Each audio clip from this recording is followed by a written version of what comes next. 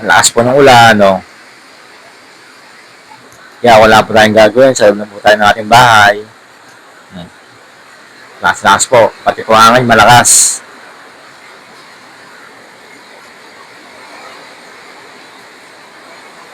Kaya po yung mga pumapasok po sa trabaho, ingat-ingat po sa pag-uwi.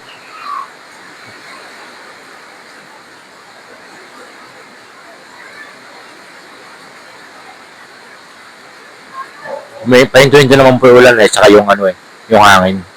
Pero pag umulan naman po, nako, sobrang lakas naman po pati po yung hangin. Kaya ingat-ingat po tayong lahat.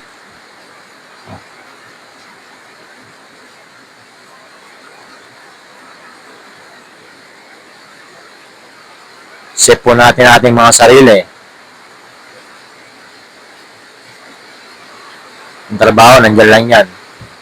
Ang buhay natin ay iisa lang.